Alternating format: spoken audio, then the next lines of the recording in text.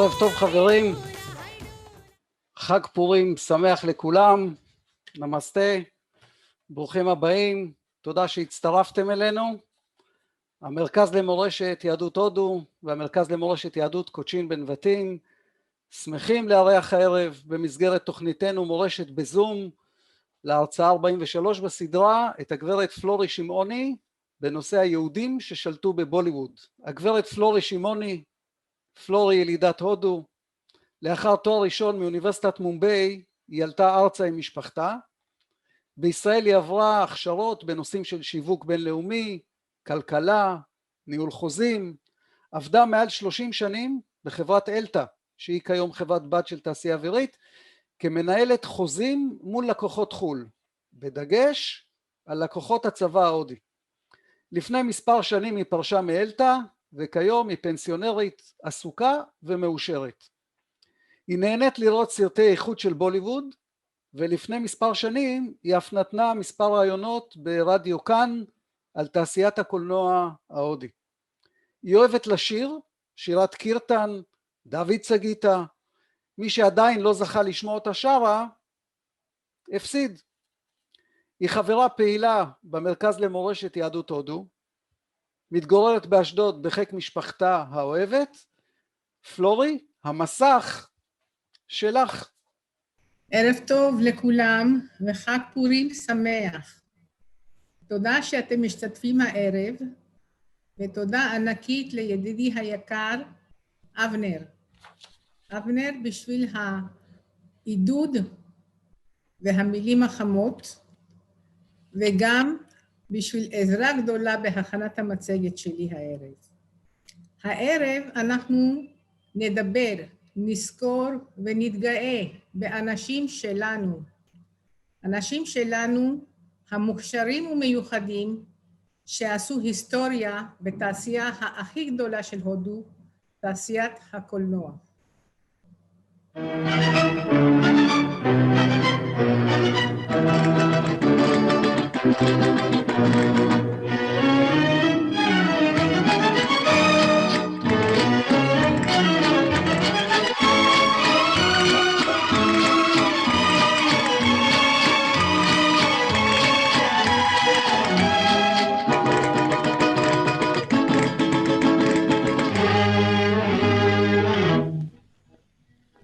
मुड़ मुड़ के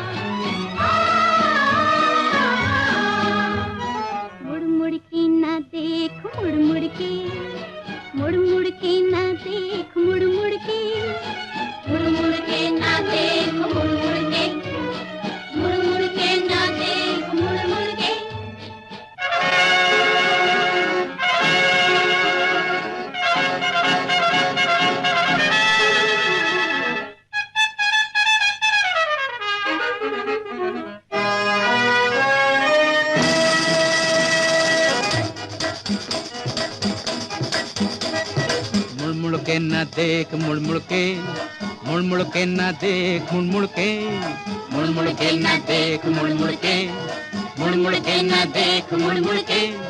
जिंदगानी के सफर में तू अकेला ही नहीं है, हम भी तेरे हम सफर है। זאת הייתה פלורנס איזיקל, יהודייה בשם פלורנס איזיקל, הדיבה של בוליווד נדירה. נדירה באמת, אבל אליה אנחנו נחזור בהמשך. התמונה שאתם רואים כאן הערב, זה החלוץ של קולנוע, תעשיית הקולנוע ההודי. למרות שלא יהודי, אני חייבת לדבר עליו, כי הוא האב של הקולנוע ההודי, the father of the Indian cinema. אמנם הסרטים באו להודו כבר ב-1896. הביאו אותם אחים לומייר, ובמיוחד להנאתם של הבריטים ששלטו אז. כמובן גם שהמקומים ראו את הסרטים, וגם הם התחילו לייבא סרטים, ועל מנת לתת להם אופי הודי, שינו כיתוביות וכותרות, כי הרי גם ככה הסרטים היו אילמים. אבל דאדה סהב פלקה, שהיה צלם, ראה את הסרט הקצר The Life of Christ, ומאוד התרשם מזה, ומול עיניו הוא ראה את הדמויות דמויות מיתולוגיות, והחליט שהוא חייב לרכוש את הידע על בניית הסרטים. ב-1913 פלקה נסע לאנגליה על מנת ללמוד את האומנות של בניית הסרטים. כשרצה לחזור, האנגלים אמרו, בשביל מה אתה חוזר? תישאר פה, אתה תהיה מיליונר. הוא אמר שלא, אני חוזר למדינה שלי ועושה סרטים בשביל האנשים שלי. כשהוא חזר, הוא בנה סרט קצר לשם ניסיון בשם The Life of Peepland. היה מאוד מוצלח, ואז הסרט הראשון המקורי באורך מלא של הודו, הכין דאדה סהב פלקה בשם רג'ה הרישצ'נדרה, ועד היום זה נחשב כסרט הגדול ביותר והראשון של התעשיית הקולנוע.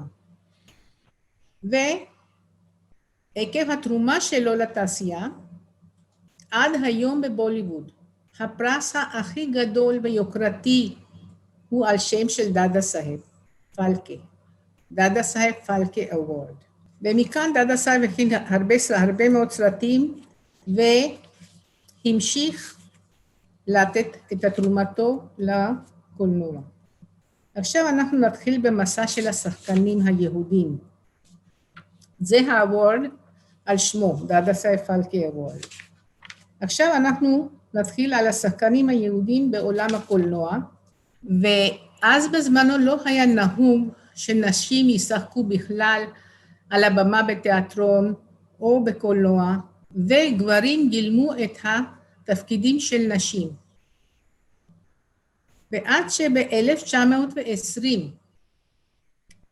מנהל חברת הפקת סרטים בשם מוהן בבנני ראה נערה יפהפייה שעבדה כתור מרכזנית והציע לה לעבוד בסרטים. ושמה רובי מיירס. רובי נולדה ב-1907 בפונה, להורים מיוצאי בגדד. וכשפנה אליה המנהל והצעה לשחק בסרטים, היא קודם סירבה, ואמרה שלא, אני לא מעוניינת. אבל אחרי שכנועים רבים שלו, רובי אמרה לעצמה למה לא להיות מרכזנית כל החיים, כך רובי נכנסה לסרטים. והיא הייתה מוכשרת מאוד, והעניין הוא היה כזה שהסרטים היו אילמים, ועל ידי הפנים היפות שלה, הבעות הפנים, תנועות, ובעיקר עם העיניים היפות שלה, רובי הצליחה מאוד כשחקנית והגיבורה של הסרטים. ועקב העיניים היפות שלה, קיבלה את השם בקולנוע סולוצ'נה. סולוצ'נה כלומר בעלת עיניים יפות. רובי המשיכה לשחק בהרבה מאוד סרטים בז'אנרים שונים, וביניהם הסרט המיוחד ביותר שלה ומפורסם שובר קופות היה The Wild Cat of Bombay. בסרט הזה רובי שיחקה ב8 תפקידים שונים. 8 תפקידים שונים ובצורה מיומנת כל כך שזה העיד על העובדה שהיא השחקנית העל של הקולנוע. באותה תקופה היא גם שיחקה בהרבה מאוד סרטים רומנטיים, ורובי הייתה השחקנית שקיבלה שכר הכי גבוה, פי 2 מהגיבורים של הסרטים ששיחקו מולם. ב-1930 התקשה קצת, הגיע מכשול, כי הייתה דרישה לסרט, לטוקיז, סרטים עם סאונד. עכשיו, היה הכרחי שהשחקנים ידעו את השפה ההודית על בוריה, ורובי הייתה חלשה מאוד. וכשב-1931 יצא הסרט הראשון עם דיבור ועם סאונד, רובי לא נבחרה כגיבורת הסרט, אבל רובי לא התייאשה, ונבחרה שחקנית מוסלמית בשם זובדה לשחק בסרט עלם ערה הראשון עם סאונד בהודו. רובי לא התייאשה. לשנה שלמה נעלמה מעולם הקולנוע. וכשחזרה, חזרה בבום עם שליטה מלאה בשפה ההינדי. ואז מה? כל הסרטים המוצלחים האילמים שלה יצאו שוב עם סאונד וקול ומוזיקה, וכמובן רובי מיירס גיבורת הסרטים. בזמן הזה שכר של רובי היה יותר מאשר המושל של בומביי. וכאשר השחקנים האחרים רכבו על אופניים, רובי נסעה במכונית היוקרתית שלה, שברולה. בחיים הפרטיים שלה, רובי הייתה בקשר עם שחקן ידוע ויפה תואר בשם דינסה בלימוריה. והם היו בקשר רומנטי די הרבה שנים, ושיחקו ביחד. באותה תקופה רובי גם כן הוציאה חברת הפקה שנקרא רובי פרודקשנס, אבל למרבית הצער היא לא כל כך הצליחה בזה. וב-1940 הקשר הרומנטי הסתיים, ורובי עזבה את האימפריאל סטודיו הגדול. וגם נשים אחרים החלו לשחק בסרטים, וכאן החלה הירידה בקריירה של סולוצ'נה, רובי מיירס. אבל היא המשיכה לשחק עד 1978. וב-1973 רובי מיירס קיבלה את הפרס היוקרתי המכובד בשם דאדה סאהב פלקה אוורד. בהיותי תלמידה בבית ספר יהודי, סר ג'ייקובס ססון היי סקול, בסוף שנות 50 ותחילת 60, אני ראיתי את רובי מיירס, שבא די הרבה פעמים לחצר הבית ספר, להיפגש עם המנהל, עם האחות, וכמובן גם כן להיות קצת בחיק ילדים. אישה יפה, מטופחת, חיוך מקסים על הפנים, תמיד הייתה לבושה בשחור, עם מחרוזת פנינים ועגילים גם. האישה האצילית הזאת עשתה לנו את היום כשראינו אותה בבית ספר. אבל למרבית הצער, השחקנים דאז לא ידעו כנראה, או לא חשבו כנראה שצריך להבטיח את הימים הקשים של אחר ירידה מהפסגה. וכך היה עם רובי. רובי בשנים האחרונות שלה הייתה מאוד בודדה, וחיה עם אמצעים דלים מאוד.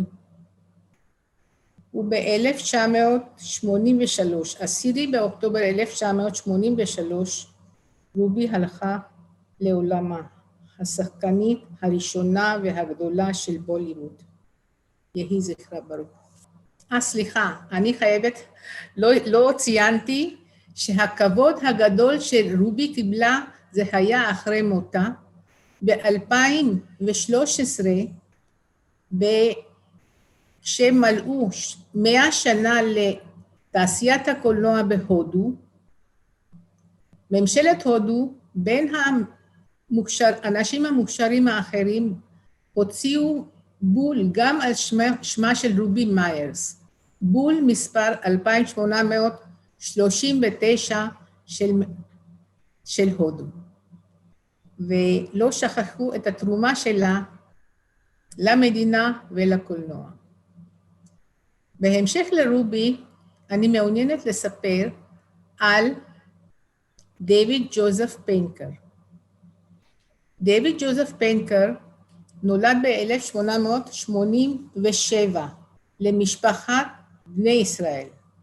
היה בחור מוכשר בכתיבה וכתב דרמות והצגות, וגם כתב על יהדות, על דרמות ויהדות, וגם הכין הצגות לחגים כמו פורים היום.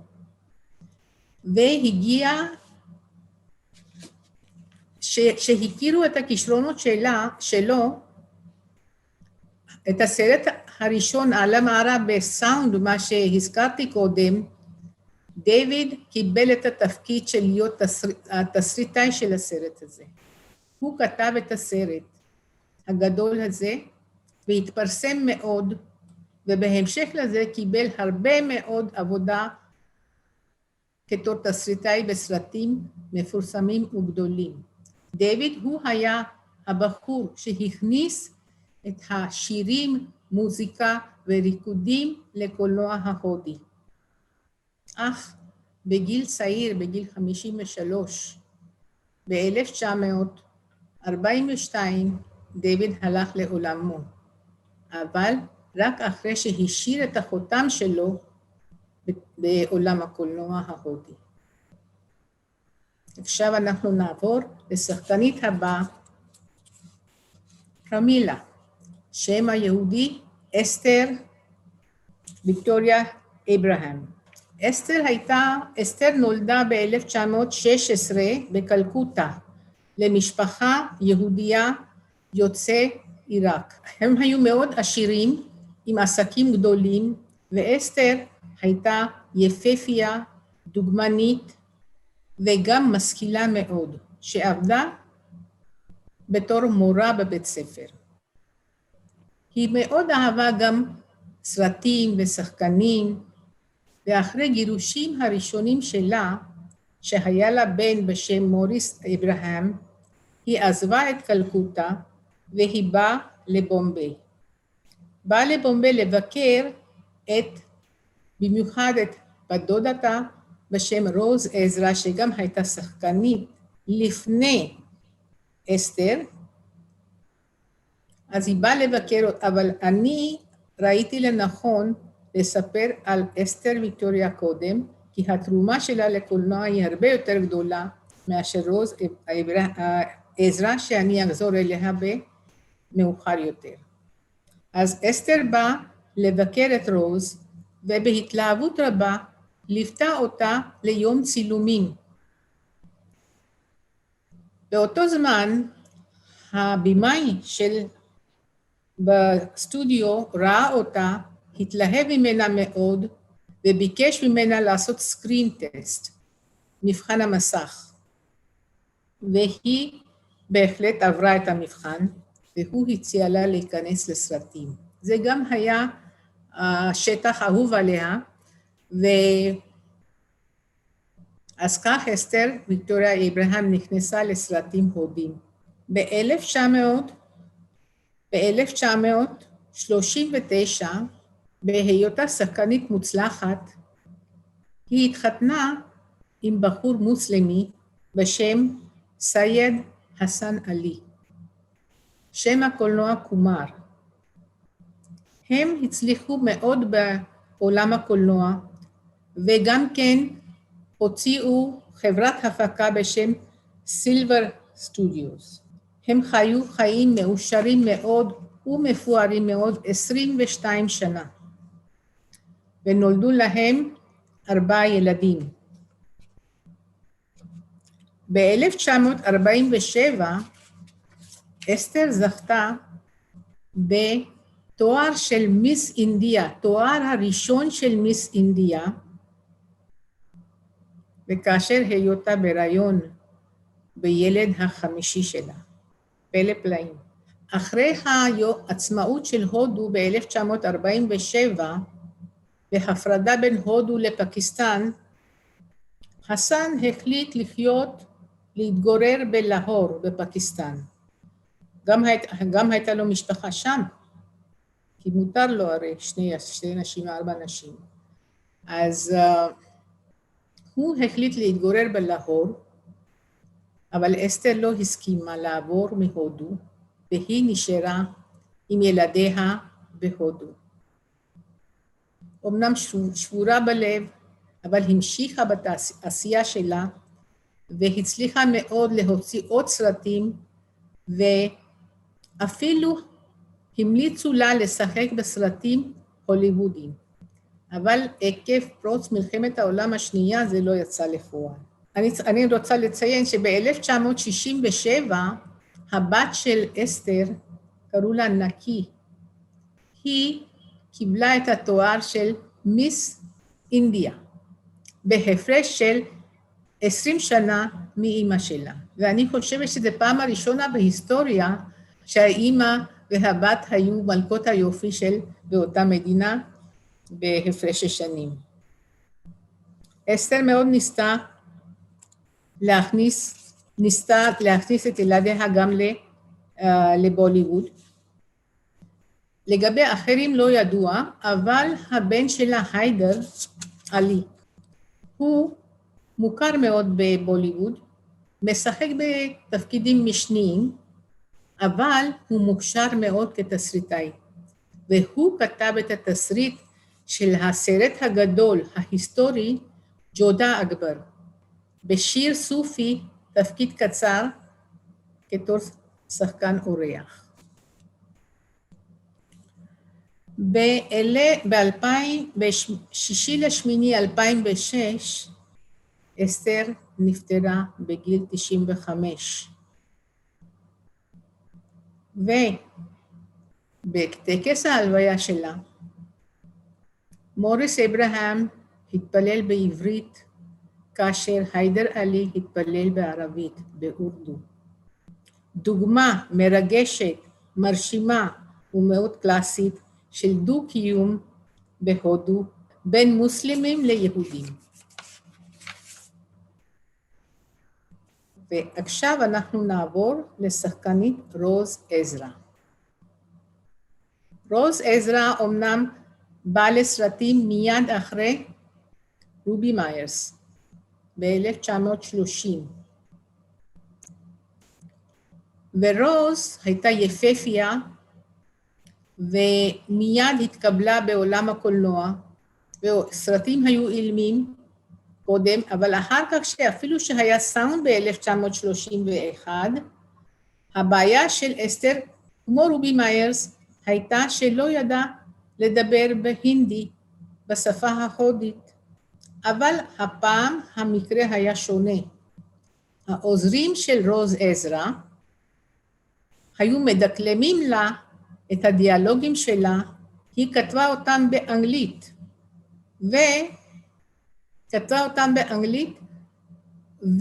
ובסרט היא מסרה את הדיאלוג שלה בצורה כל כך מיומנת, כאילו שהיא מאוד בקיאה בשפה ההינדית. וכך היא התפרסמה והייתה מוצלחת מאוד, אבל ב-1940 רוז נפגעה בגב ולא יכלה לשחק בסרטים במשך שנה שלמה. שחזרה וניסתה להיכנס למקום המכובד שלה בסרטים, לא הייתה לה הצלחה בזה, כי אז בזמנו כבר הגיעו הרבה מאוד נשים שכבר התחילו לשחק בסרטים, ותחרות הייתה קשה מאוד. במקביל, בחור אמריקאי מחברת תעופה הציעה לה נישואים. רוז התחתנה ועברה להתגורר איתו בלוס אנג'לס. היא מאוד התגעגעה לעולם הקולנוע, לחברים שלה, ובאה בתדירות גבוהה, הייתה באה והולכת, אבל החיים שלה בסוף היו בתור עקרת בית בלוס אנג'לס. ב-1985 עזרא הלכה לעולמה בארצות הברית. עכשיו אנחנו נעבור לדיבה, נדירה. דיבה נדירה פלורנס איזיקל. וזה קטע מהסרט הראשון הטכניקולור של הודו, אן ב-1952. ונשמע קצת את השיר.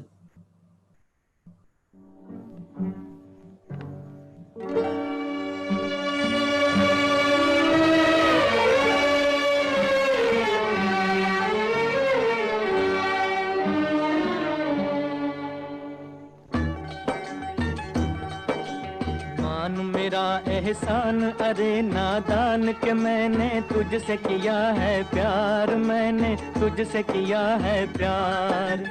मेरी नजर की धूप न भरती रूप तो होता हुस्न तेरा बेकार, मैंने तुझसे किया है प्यार। मान मेरा एहसान अरे नादान के मैंने तुझसे किया है प्यार, मैंने तुझसे किया है प्यार।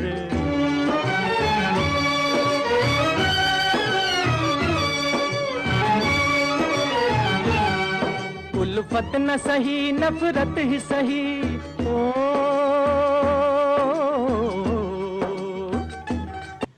סרט היה מאוד מוצלח, אבל עכשיו אנחנו נדבר על חייה של נדירה. נשמע קודם כל את קולה המרשים ונמשיך לספר עליה. एक बात याद रखो राज, जो 100, 200, 1000 के चक्कर में रहते वो ज्वारी धोखेबाज और 420 कहलाते। लोगों ने नीच समझकर धुतकारते हैं। 420 करनी है तो ऊंचे पैमाने पर करो। सेठ सोनाचंद धर्मानंद की तरह लाखों और करोड़ों की बाजी लगाओ, और फिर किसी की हिम्मत नहीं होगी तो मैं 420। איזה קול מרשים. נדירה באה עם אמא שלה מבגדד. היא נולדה ב-1932, והתגוררו באזור יהודי מוסלמי שנקרא נאקפרה בבומביי. היו די עניים והתקשו להתקיים ברווחה. ובגיל 19, ב-1952, ממש בסערת רוח, נדירה נכנסה לקולנוע. אמא שלה אמרה, מה את עושה? הקהילה שלנו לא יקבל אותך, אף אחד לא יתחתן איתך. נדירה אמרה, יותר חשוב היום שיהיה לנו אוכל בצלחת, מאשר שיהיה לי בעל. וב-1952, כשנדירה באה לסרטים, הסרט הראשון שהיא קיבלה, הוא היה סרט Savage Girl. הבימאי מחבוב חאן של אז בחר בה כי הוא חיפש בחורה בדמות אירופאי יותר, כי בהמשך הוא רצה לעשות אותו סרט גם מדובב באנגלית. אחרי זה נדירה שיחקה בסרט אן, מזה שראינו את הקטע שלו, גם כן עם דיליפ קומר. שני הסרטים היו עם דיליפ קומר, שהוא היה שחקן על של אותה תקופה. הסרטים שלו היו שוברי קופות, ואמרו שהוא שובר לבבות. אז בהמשך לזה נדירה קיבלה תפקידים בהרבה מאוד סרטים, במיוחד אחר כך בתפקידים משניים, וגם כן תפקיד של ואמפ, הצד השלילי סרטים. ב-1972 היא קיבלה את הפרס של פילמפר אוורד כשחקנית משנה הטובה ביותר. הקריירה של נדירה נמשך בקולנוע עד 2001. בעיקר בתפקידים משניים חשובים לרוב ובדמות השלילי, אבל בהמשך גם היו לה תפקידים אחרים כאימא או כמוכרת, מבוגרת, משהו כזה, והיא שיחקה מול שחקנים חשובים כמו רישי כפור ודימפל קפריה, וגם שרוך קאן ואישוריה חאן. אלה שחקניות אחרות שלו. זה הסרט ג'ולי, איפה שנדירה קיבלה את הפרס של שחקנית משנה הטובה ביותר. בשנים האחרונות של נדירה, וזה מול שרוך קאן הגדול, בשנים האחרונות שלה נדירה חיה לבד עם עוזרת בית שלה. כאשר האחים שלה כבר היו בחו"ל, כשהקרובים שלה החלו לעלות ארצה, אמרו לה שבואי תעלי איתנו ותתגוררי איתנו בישראל. היא אמרה, לא, אני מעדיפה להישאר בהודו, אני אוהבת את הודו, ואני מבקשת שאני אמות, רוצה להיקבר באדמת הודו, וכך זה היה. בפברואר 2006, נדירה מתה בגיל 74, עקב סיבוכים רבים בבריאות שלה, וכמו שרצתה, נקברה באדמת הודו. והרכוש שלה הועבר לצדקה, לעמותות עבור הנזקקים. אבל תמיד זוכרים ונזכור אותה כשחקנית יפה, אמיצה, מוכשרת ובלתי נשכחת של בוליווד. בהמשך אני רוצה לספר בקצרה על שחקנית פרל פדמסי. פרל פדמסי היא גם כן הייתה בת לאמא יהודייה שהייתה נשואה, יהודיה הודית שהייתה נשואה לנוצרי. פרל הייתה מאוד מוכשרת בכתיבת הצגות, היא ניהלה תיאטרון אנגלי, הפיקה הצגות והייתה בימאית, הייתה שחקנית והייתה כותבת הצגות. ובזמן הפנוי שלה היא גם כן הייתה עושה חוגים בבתי ספר לדרמות עבור הילדים, עבור הסטודנטים. חוץ מזה, פרל פדמסי הפכה את ההצגות המוצלחות של ברודווי להצגות מקומיות עם שחקנים מוכשרים של התיאטרון ההודי. הודי אנגלי, אז בזמנו. בהמשך היא גם שיחקה בסרטים רבים כשחקנית משנה. והאישה המיוחדת הזאת, עם הכסף שהרוויחה מתיאטרון, הקימה מרכז שיקום עבור נרקומנים, for drug addicts. זוכרים תמיד drug addicts. התרומה שלה לא הייתה רק בעולם הקולנוע או בתיאטרון, אלא לאנושות בגדול. זאת הייתה פרל פדמסי. אנחנו דיברנו מספיק על נשים, נעבור עכשיו לגבר האהוב, הגדול, לא גדול בממדים שלו, אבל גדול בהישגים שלו, דיוויד אברהם. דיוויד אברהם צ'אולקר, בן למשפחת בני ישראל. איש חביב, שחקן אהוב של בוליווד, בהשכלה היה עורך דין. וההובי שלו, הרמת משקולות, weight lifting. לא רק זה, הוא גם כן נבחר כשופט בינלאומי להרמת משקולות, בתחרויות הרמת משקולות. מנחה דגול של אירועים בוליווד, של אירועי בוליווד, של ספורט וגם של אירועים ממשלתיים. אפילו ראש ממשלת הודו, ג'וואהרלאל נהרו, פעם אמר שאם דיוויד לא מנחה את האירוע, בשבילי זה לא אירוע. הפשן של דיוויד היה משחק, והיה בעל תואר פדמשרי של הודו, של ממשלת הודו, פרס יוקרתי ומכובד כמו פרס ישראל. עכשיו נראה למה קוראים לדיוויד ג'ון צ'אצ'ה בעולם הקולנוע. נשמע את השיר מהסרט בוט פוליש.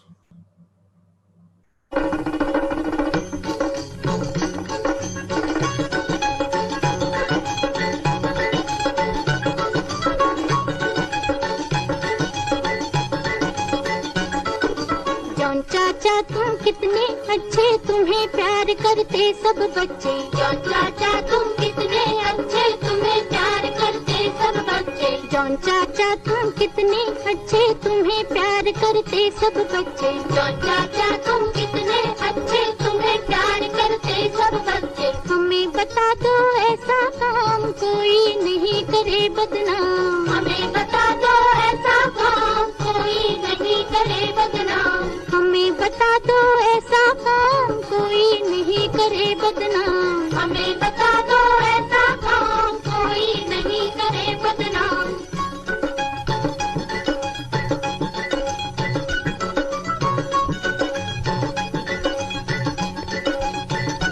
चाचा क्या होती तकदीर, चाचा क्या होती तकदीर, वो चाचा क्या होती तकदीर, चाचा क्या होती तकदीर। क्यों है इस भिखारी चाचा, क्यों है इस ज़मीन, क्यों है इस भिखारी चाचा, क्यों है इस ज़मीन। चाचा हमको काम नहीं, क्यों काम नहीं, क्यों काम नहीं। भीख मांग कर जीने में कुछ नाम नहीं, कुछ नाम नहीं।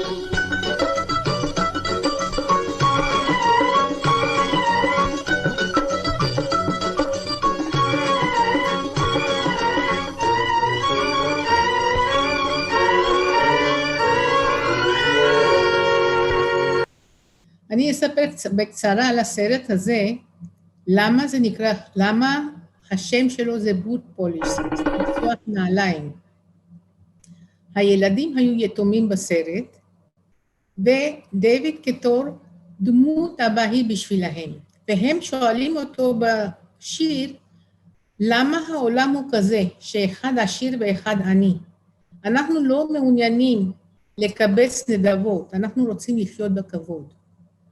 ואז הוא מביא להם את הציוד של צחצוח נעליים.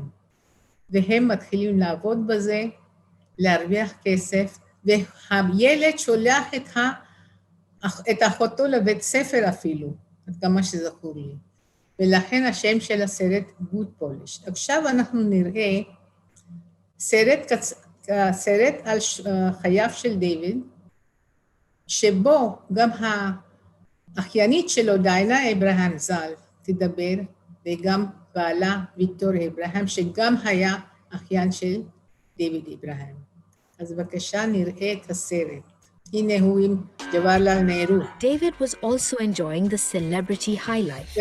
He formed part of an Indian delegation to Hollywood. They were fascinated that this little Indian man could really entertain all these big stars like Cary Grant and Elizabeth Taylor and Stuart Granger and Gene Simmons and all the big stars that he met there. They were just fascinated by him. David's hobby was weightlifting, a popular sport in India that often featured in films. And he became an international referee for the sport. In the 1950s, David traveled to Israel for the Maccabi Games. He met Indian Jews who now called Israel home. But they hadn't left its beloved cinema behind.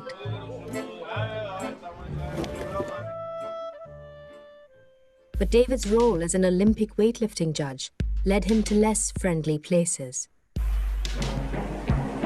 Munich houses the Olympic flame as athletes from all over the globe gather for the traditional games. Officials hope that world tensions will not create an incident. Optimism dies as Israeli athletes are held hostage by Arab guerrilla terrorists who invade the Israeli compound. And we were concerned that if they're going to kill these Israeli Jews, they may be killing all the Jews there. And he said, no, not to worry. They don't know I'm Jewish, they think I'm Indian. He couldn't stop talking about it, particularly because these were his friends. At least the manager of that particular team was a friend of his, and it upset him very much, as a Jew as well as the sportsman.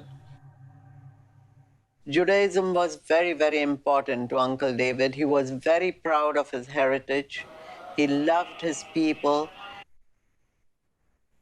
He loved calling himself a Bnei Israel because that's what we were always known as. He had tremendous faith in God. He said, you know, no matter what happens, it is already written.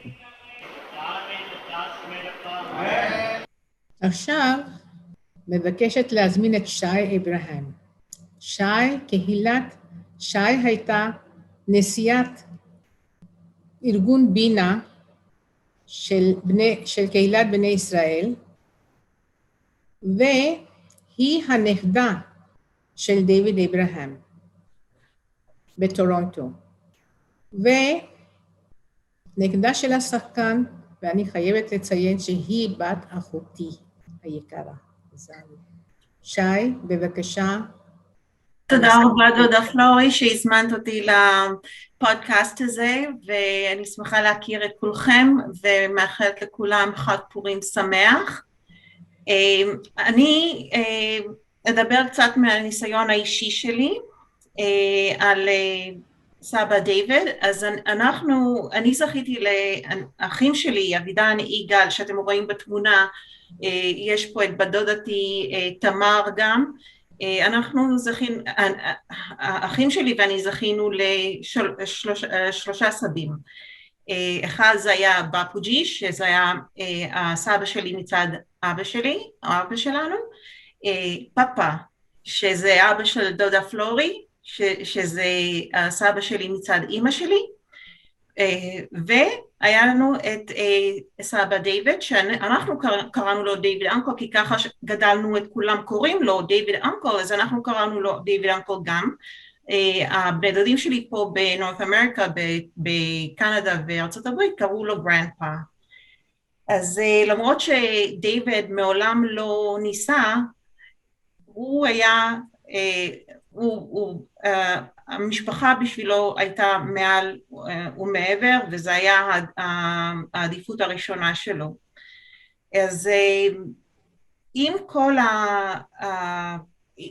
אז המשפחה הקרובה ביותר, לפני שעלינו לישראל, לפני שהוא עזב לקנדה, אז זאת הייתה המשפחה, ואחד מהדברים שאני חייבת לציין, אם אתם רואים את סבא שלי בפוג'י ואת סבא דיוויד, מאוד מאוד דומים אחד לשני, למרות שדיוויד היה 12 שנה יותר צעיר ממנו. והרבה פעמים אני זוכרת שהייתי הולכת עם בפוג'י לאיזשהו מקום, אנשים היו עוצרים אותו ברחוב ומבקשים ממנו חתימות, ואז הוא אומר, אתם פספסתם משהו, אני לא הוא, לי יש שפם, לא אין שפם. אז זה היה משהו שמבדיל ביניהם.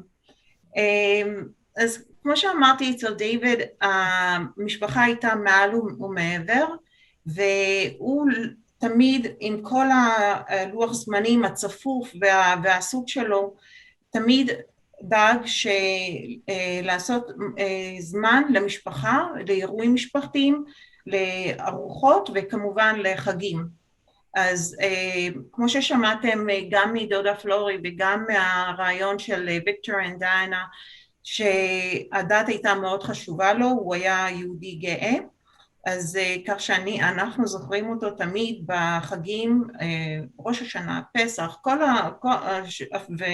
ושבתות כמובן, הוא היה בבית ודאג לעשות זמן לזה.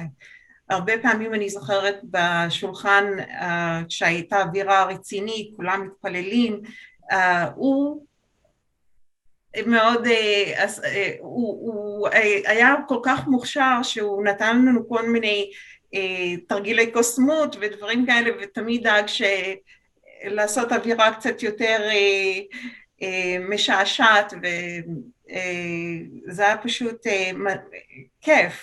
כיף כשהוא היה מגיע הביתה. אחד מהדברים שאני זוכרת שהיינו חוגגים לבאפוג'י את היום הולדת, סבא דיוויד היה מגיע עם עוגת היער השחור, זה היה מנהג קבוע, מהקונדיטוריה הכי טובה במומביי. וכשאנחנו היינו הולכים לבקר אותו ב-CCI Chambers, שזה היה מועדון קריקט מאוד אליט, שילדים אסור היה להם להיכנס לשם, אבל לנו כמובן היה מותר להיכנס בגלל סבא דיוויד, ואז הוא היה מפנק אותנו בטוטי פרוטי אייסקרים, שאני כבר שנים לא שמעתי את זה וגם לא טעמתי את זה כבר כל כך הרבה זמן, שזה היה משהו שזה היה זיכרון שלי מהודו, שהיה פשוט ממש ממש כיף וטעים. עוד כמה זיכרונות שאני רוצה לחלוק איתכם, זה דיוויד, גם אחרי, קודם כל הוא דיבר המון שפות, הוא דיבר מראטי, הינדי, גוג'רטי, אנגלית, הוא דיבר גם רוסית, והוא היה מאוד מוכשר, כמו ששמעתם מדודה פלורי, גם בווייטליפטינג, שזה היה אחד מהתחביבים שלו.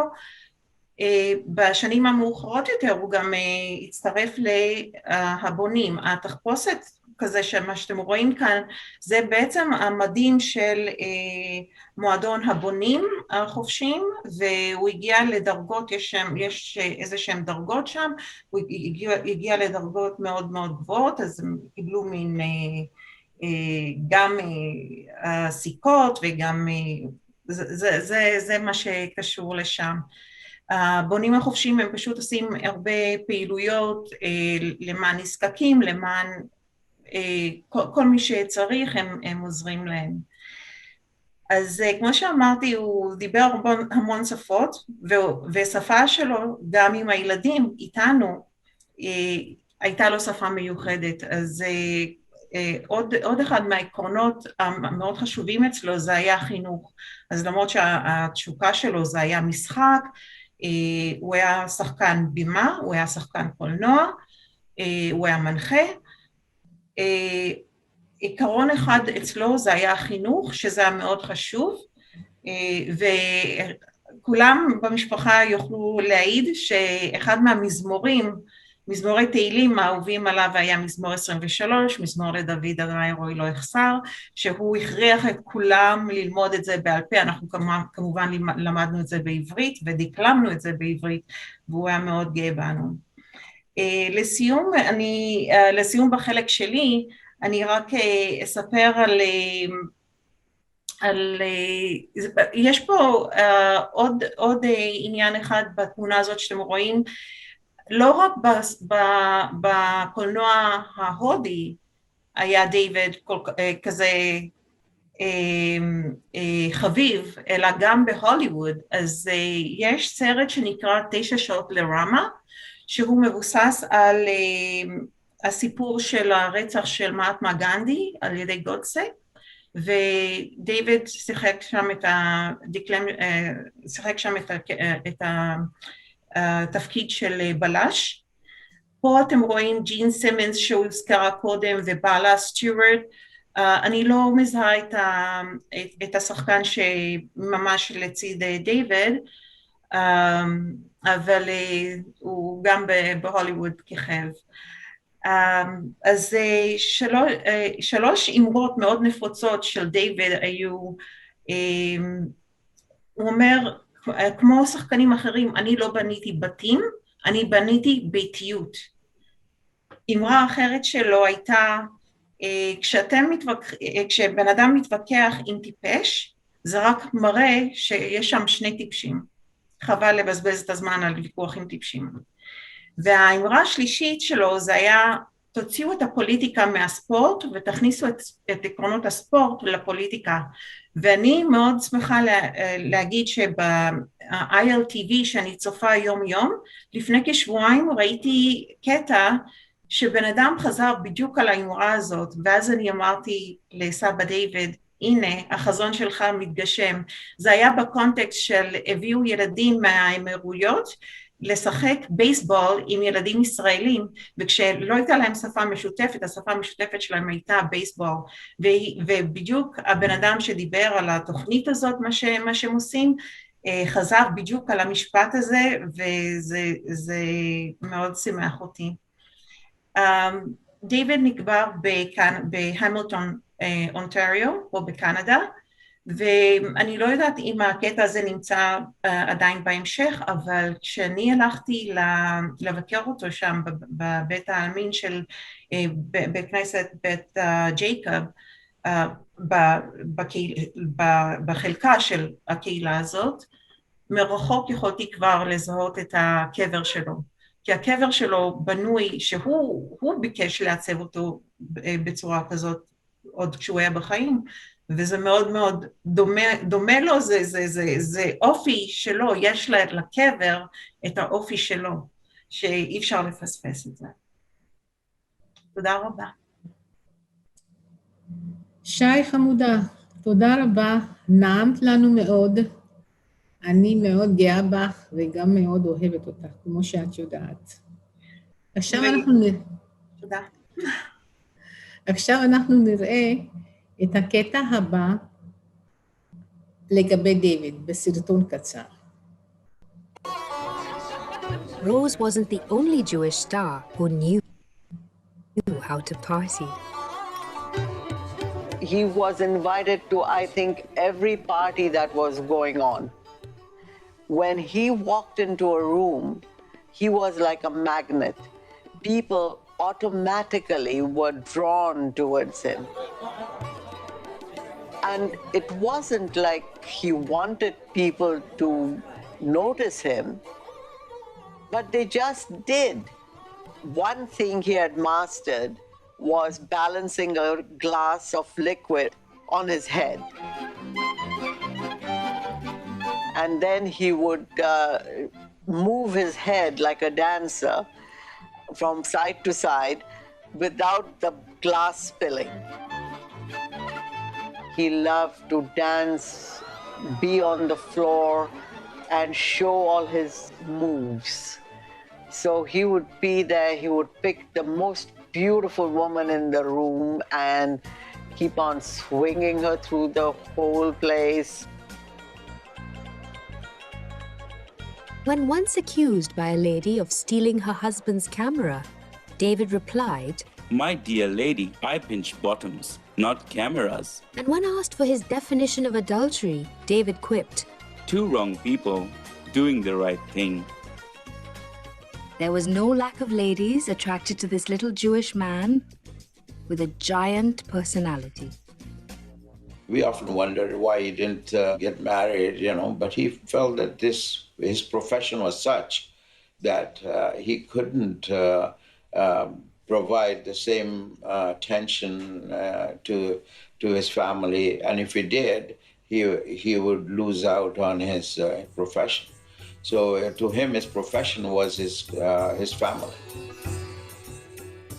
David was very friendly with Nadira. Nadira used to call him Papa, and he was like a father figure for her.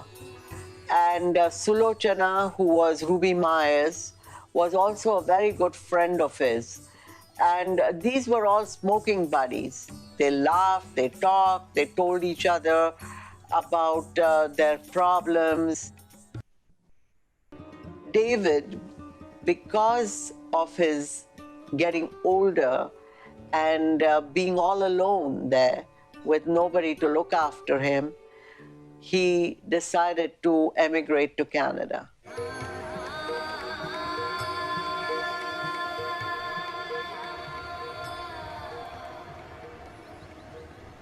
He came to live with us in 1979.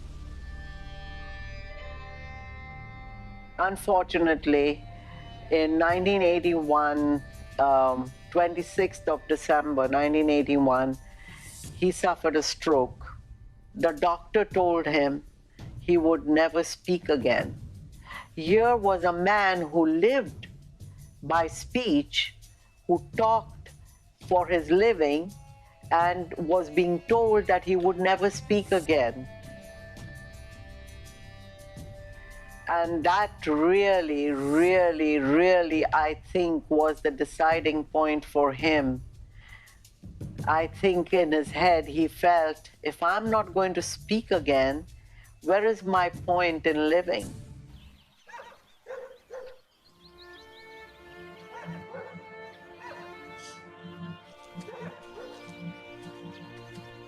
And so on January, this is very emotional for me.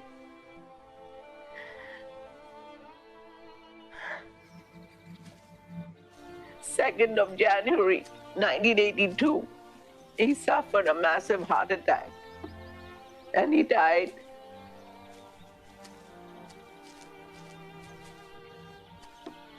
Reflecting on his career, David observed, I have rubbed shoulders with a galaxy of talent. They have been wonderful. God bless them, and may they strive and thrive to put India on the map of the film world. the early 1980s marked the passing of a generation of Indian cinema's Jewish stars. לפני שאני יהי זכרו ברוך של דיוויד אברהם צ'אולקר, האהוב עלינו בכלל, במשפחה גם.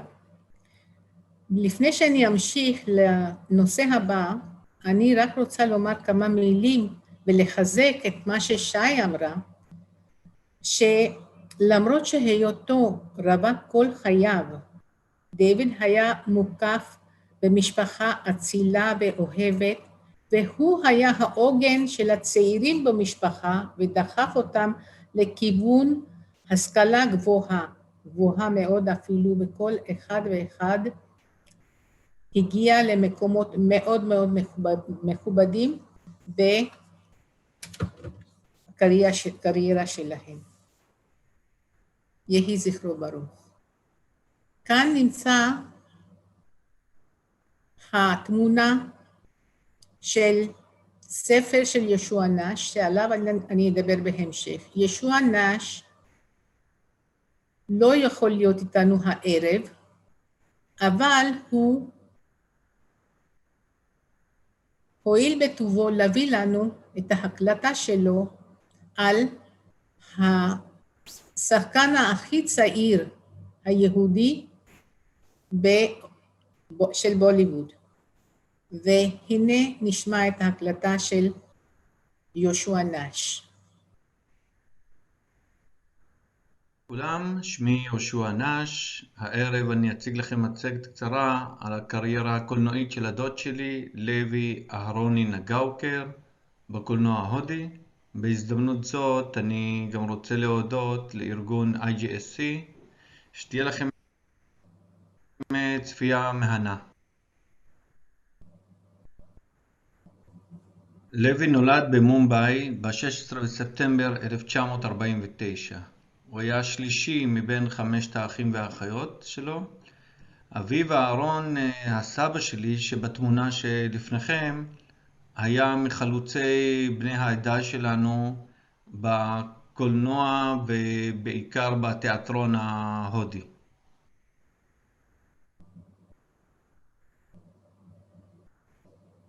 בתחילת שנות ה-60 החל לוי לשחק בתפקידים קטנים בתיאטרון יחד עם אביו. הסרט הראשון שלו היה בגיל 6 בשפה המראטית של אגודת שחקני הצעירים של הודו. מינקותו הוא קיבל הרבה מאוד שיעורי משחק, אפשר לקרוא לזה, או רמה שהוא ראה בבית, וזה היכולות התיאטרליות שלו באו לידי ביטוי בקולנוע, בתיאטרון וגם בחיי היומיום שלו.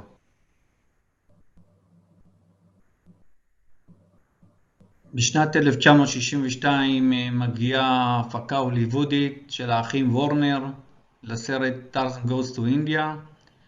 מבין עשרות שחקנים צעירים שניגשים לאודישן לתפקיד של השחקן המשנה ג'אי, נער הפילים, לוי נבחר לתפקיד.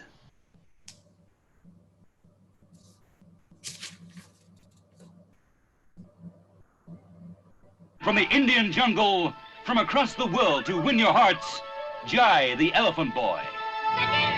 Nadirna! Why you wear such clothes like me? Because I live in the jungle, just like you. You British doctor? My name is Tarzan. My name is Jai. And Gajendra, king of the elephants. Tarzan goes to India. From the Indian jungle. בתמונה אנחנו רואים מהסרט טרזן את לוי יחד עם ג'ק מהוני, הטרזן, ופירוס חן. אחרי ההופעה המדהימה שלו בסרט, טרזן הולך להודו בגיל 12, הבמאי מחליט שהוא רוצה לקחת את לוי לאנגליה, הוא לוקח אותו ל4 חודשים. לוי לומד אנגלית, מתחיל לשחק בסדרות בריטיות, ומתחיל מאוד להצליח. אחרי זה מגיעה בקשה אחרת מהמפיק, הוא רוצה לקחת את לוי להוליווד, ללמד אותו משחק, בימוי, וגם אפשר לומר לרשת אותו. הסבא שלי מתנגד ומבקש שיחזירו אותו להודו.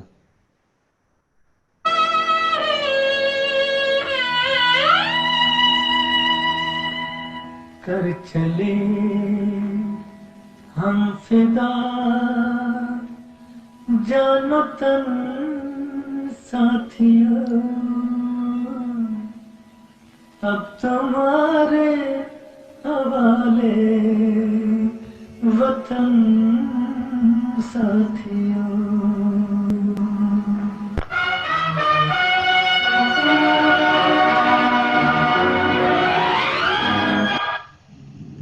אני לא יודע כמה אנשים ראו את השיר, את הסרט הקיקט, אבל אני מאמין שהרבה מאוד מכירים את השיר מהסרט. שיר שזכה לחיי נצח בהודו, שבו לוי מצדיע לקצין ההודי, הפך להיות ללהיט פטריוטי לאהבת המולדת, שמושמע עד היום כל שנה ביום הרפובליקה והעצמאות של הודו.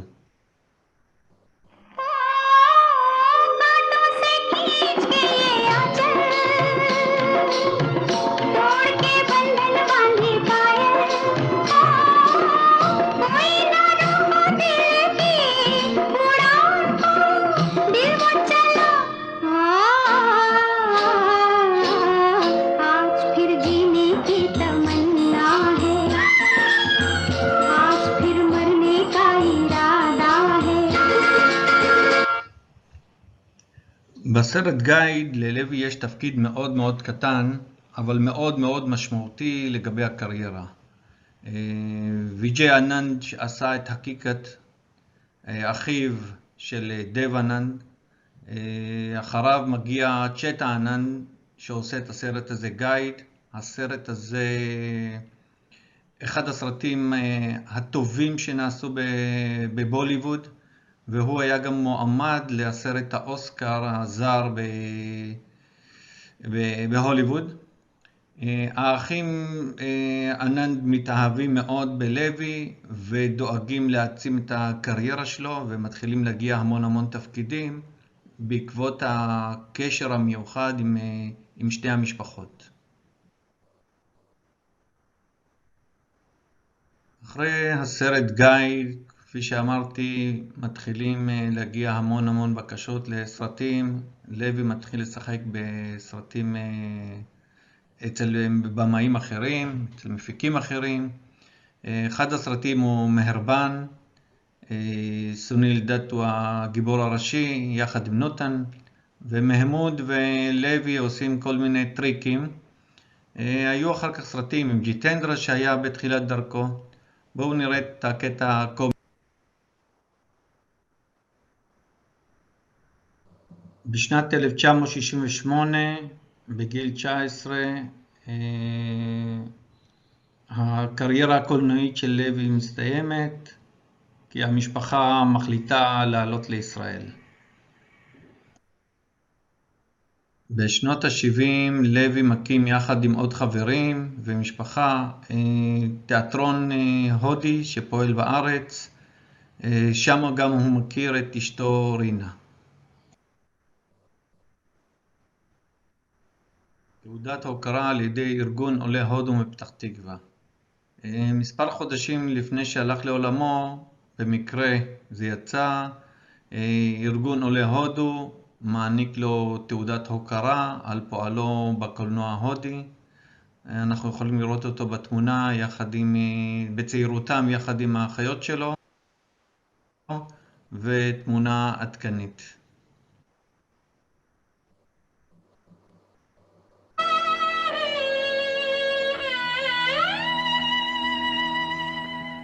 कर चले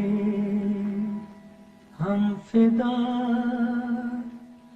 जानो तन साथियों, अब तुम्हारे हवाले वतन साथियों।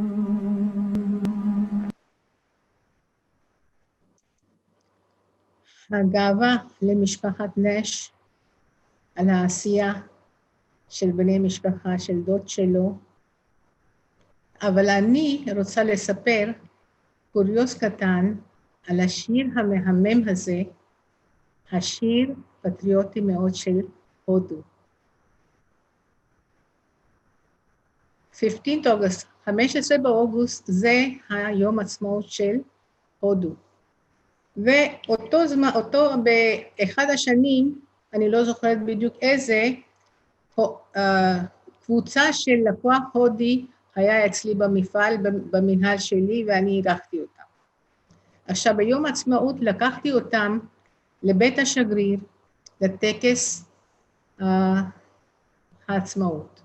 הם התרשמו מאוד מהטקס ובכל החגיגה, ומספר גדול של יהודים הודים שהשתתפו בזה, וכשניגנו את השיר הזה, הבריגדיר פונה אליי ושואל אותי, Ma'am, do you know this song? I said, Sir, by heart and word by word. אני מכירה את השיר הזה בעל פה, מילה במילה. ראיתי ממש שמחה על פניו. אז אמרתי לו שלמרות שאני רחוקה מארצי מולדתי הודו כבר מלמעלה מ-40 שנה, היא עדיין חרוטה בזיכרוני ובליבי. וכפי שאתה רואה, כל הקהילה ההודית כאן, כנ"ל, גם ההרגשה שלהם היא אותו דבר, וזה באמת אכן כך שאנחנו לעולם לא נשכח את הודו. עכשיו אני רוצה לספר על הספר הזה שכתב יהושע נש, כתוב בכיתוביות מה הוא מספר על זה, זה ספר מאוד מעניין, זה עדיין לא יצא כספר, אבל אני קראתי את הטקסט, הוא שלח לי וזה מאוד מעניין, זה מבוסס על הסיפורים שהוא שמע בילדותו מהמשפחה, ועל עדת בני ישראל בהודו שבאו לפני 2000 שנה. המטרה של יהושע זה, יותר מלהוציא את זה כתור ספר, לעשות מזה ספר אנימציה. ואני מאחלת לו הצלחה רבה בהשגת המטרה שלו. ויהושע, אנחנו מודים לך מקרב לב על ההשתתפות שלך בהצגה שלי, ותודה רבה. עכשיו, בזאת למעשה היסטוריה עשירה של שחקנים יהודים משנים עברו בוליווד, אבל זאת הייתה ההיסטוריה שלהם. אבל האם בזאת הסתיימה התרומה של היהודים? אז התשובה היא לא. הרי אנו היהודים היינו נמצאים ותמיד נהיה בכל שטחי הצלחה, וכנ"ל גם בבוליווד. סלומי רוי קפור. סלומי רוי קפור היא בת לזוג בני ישראל בבומביי, שהיו מורים לריקודים סלוניים. והם היו הזוג הראשון שהביא את הריקוד סמבה להודו. וסלומי נולדה ב-1951 והייתה דוגמנית, רקדנית, וגם כן נבחרה ב-1972 כמלכת היופי של הודו. התחתנה בהמשך, והיא זכתה בתואר הזה, והציעו לה לעבוד בסרטים. זה מאוד נהוג בבוליווד, שלמלכות היופי ממליצים ומציעים לנסות את מזלן גם בעולם הקולנוע. וכך היה, וסלומי רוי התחילה לשחק בסרטים, המשיכה להיות דוגמנית והמשיכה להיות רקדנית. היא התחתנה עם קצין צבאי של הודו, ונולדו להם 3 ילדים, סידארט, קונל רוי קפור ואדיטיה רוי קפור. אדיטיה זה הוא האמצעי. עכשיו, סידארט קפור הוא דמות מאוד, כולם מוכרים, אבל סידארט קפור הוא גם בימאי, הוא גם מפיק סרטים, והוא גם נשיא של ארגון הפקת הסרטים. קונל קפור גם כן שחקן ובימאי, אבל אדיטיה רוי קפור הוא השחקן עולה בבוליווד.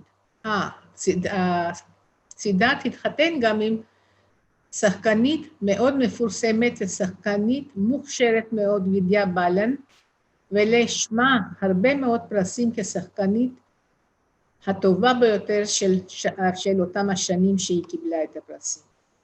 עכשיו, אדיטיה רוי קפור הוא השחקן עולה בבוליווד, ואנחנו נראה עכשיו שיר קצר מהסרט שלו, אשיקי 2, שהיה סרט השנה וגם השיר היה שיר השנה.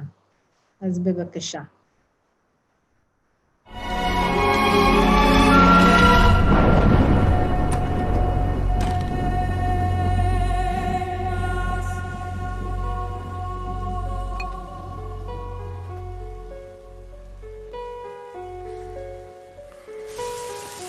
आरुई, आरुई, आरुई, आरुई सुनो। हम तेरे बिन अब रह नहीं सकते, तेरे बिना क्या वजूद मेरा।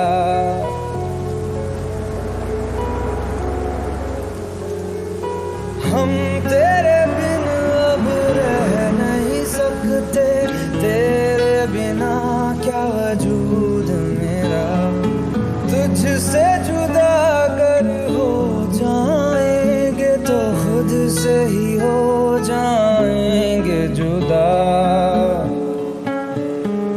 क्योंकि तुम ही हो, अब तुम ही हो जिंदगी, अब तुम ही हो चैन भी, मेरा दर्द भी, मेरी आशिकी, अब तुम ही हो।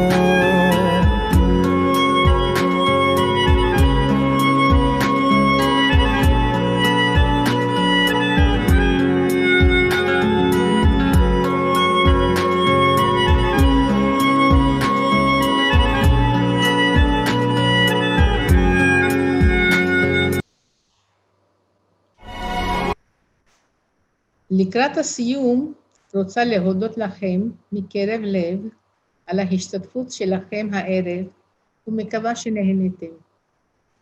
ועכשיו להנאתכם, באווירת פורים נראה ריקוד ססגוני, לאו דווקא קשור ליהודים, אבל באופן כללי מאוד בוליוודי. פלורי, קודם כל תודה. לפני שאנחנו נעבור אבל לסרטון, יש פה שאלה מאפרת אהרון, איך הקהילה היהודית התייחסה לשחקנים ולשחקניות, משהו שנשמח לשמוע. בצ'אט יש לך המון מחמאות, המון תודות, אז את זה אני אעביר לך אחר כך ואת תוכלי לראות.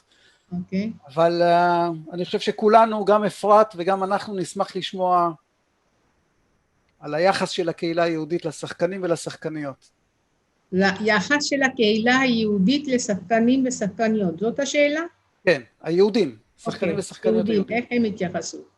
בהתחלה, כמו שדיברתי, הרי אמא של נדירה מאוד פחדה, איך הקהילה תתייחס אליה, לא תקבל בעל, לא תתחתן וכן הלאה. אבל בהמשך, היהודים הם תרמו כל כך רבות בשטח האומנות, המשחק בסרטים, כמובן שלאט לאט גם הקהילה התחילה להתגאות בזה.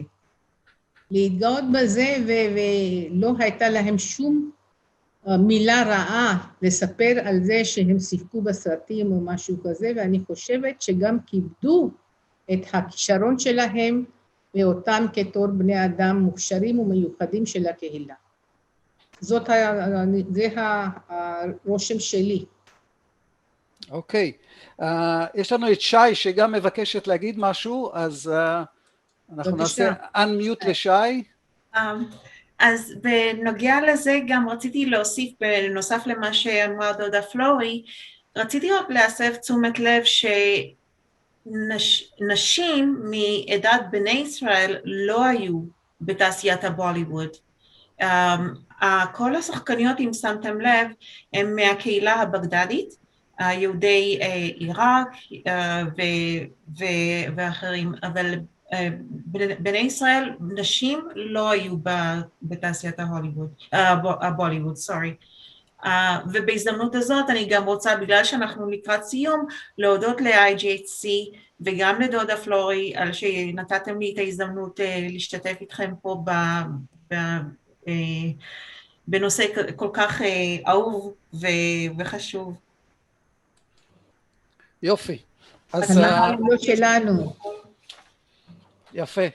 אז יש לנו תודות קודם כל לפלורי על הרצאה מרתקת, מעניינת, נתנה לנו המון מידע, אז תודה פלורי, תודה שי אברהם, תודה ליהושע נש על הסרטון ועל ההשקעה שלו גם, ועכשיו נעבור להרצאה של פלורי, להבטחה של פלורי, סליחה.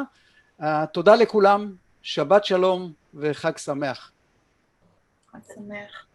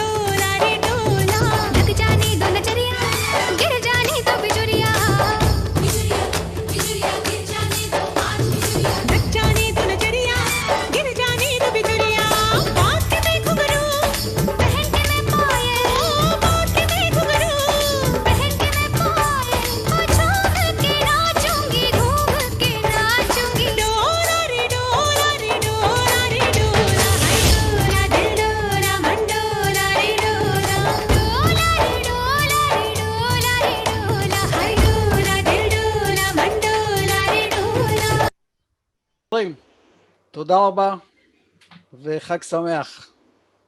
חג שמח, תודה רבה לכולם. תודה רבה. תודה רבה, תודה רבה. נו, אני לא יכול לסגור ככה, כולם נותנים נשיקות ומחיאות כפיים. שמחתי מאוד מהערב, מהנוכחות של כולם, ואבנר, חיבוק ענק לך, על העידוד, על הדרבון, ועל כל העזרה. בכיף גדול. חברים, חג שמח. חג שמח. שבת שלום. שבת שלום ומבורך, חג שמח.